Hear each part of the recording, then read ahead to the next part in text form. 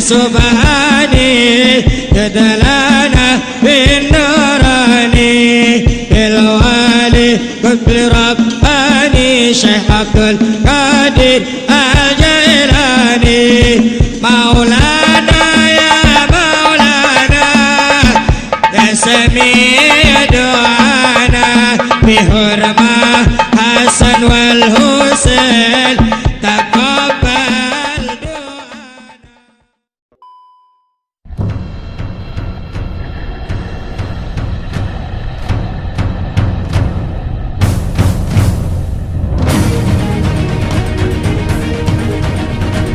Assalamualaikum warahmatullahi wabarakatuh. Sahabat keramat wali, di pembahasan video kali ini kami akan membahas sosok pangeran atau panglima tertinggi di tanah Banten. Beliau tidak lain adalah Pangeran Arya Dila.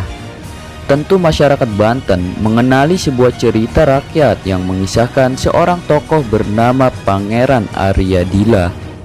Riwayat tokoh ini penuh dengan nuansa gaib. Konon kabarnya, Pangeran Arya Dila adalah anak dari Maulana Sultan Hasanuddin dari istri jin. Beliau juga dikenali memiliki ilmu kesaktian yang tinggi atau kini dikenal dengan istilah jawara. Dalam kehidupan nyata masyarakat Banten, keberadaan tokoh ini didukung oleh adanya dua makam di lokasi berbeda yang diyakini sebagai makam Pangeran Arya Dila. Makam pertama terletak di Banten dan yang satu lagi terdapat di Palembang. Sampai sekarang pun, meninggalnya Pangeran Arya Dila melahirkan silang pendapat.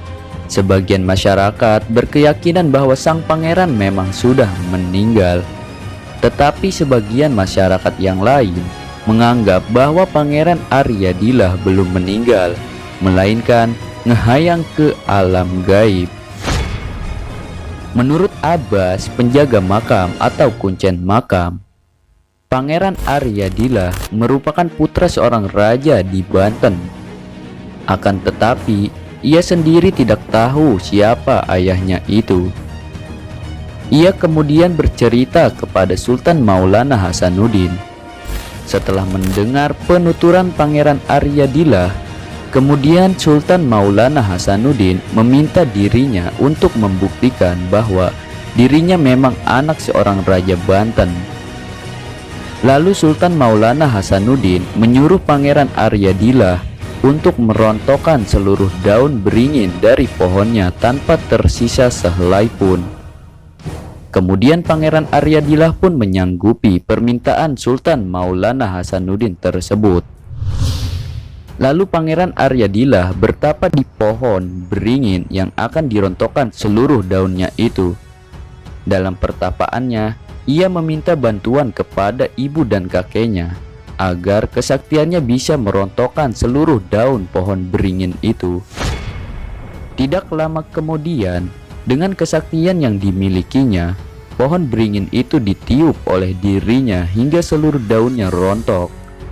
Tidak ada daun yang rusak atau tertinggal di pohonnya walaupun hanya selembar.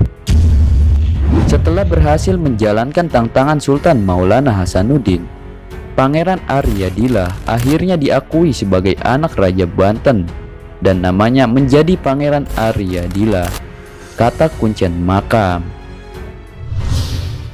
Setelah dirinya diakui sebagai anak Raja Banten, Pangeran Arya Dila diberi tugas oleh Sultan Maulana Hasanuddin untuk mengusir semua dedemit yang ada di sekitaran keraton.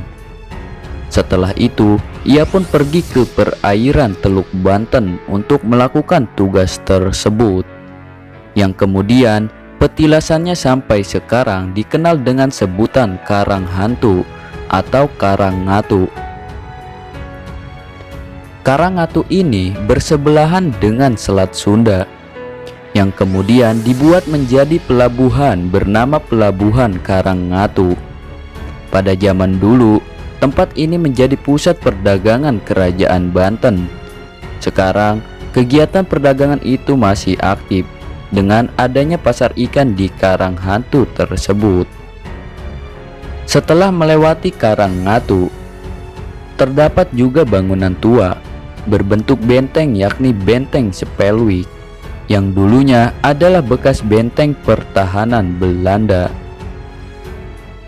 Singkat cerita, selain berhasil menaklukkan para Dedemit, Pangeran Aryadillah pun berjasa dalam menaklukkan Prabu Pucuk Umun di Banten Girang bersama Sultan Maulana Yusuf, yang mana beliau berdua berhasil menghancurkan pusat kekuasaan kerajaan Sunda di Pakuan Pajajaran kala itu. Ketika Sultan Maulana Muhammad Nasruddin menjadi penguasa Banten, kesaktiannya diperlukan oleh sultan yang berencana hendak menyerang Palembang.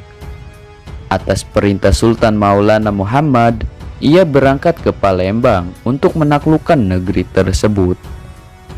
Akan tetapi, di tempat inilah pasukan yang dipimpinnya mengalami kekalahan hingga dirinya gugur. Sebagian masyarakat Banten mengatakan bahwa Pangeran Aryadillah tidak gugur perang, melainkan beliau pindah ke alam lain. Karena kesaktian yang dimiliki oleh dirinya, sebenarnya sang pangeran tidaklah gugur, melainkan menghilang dan masuk ke alam gaib, ujar Kuncen Makam.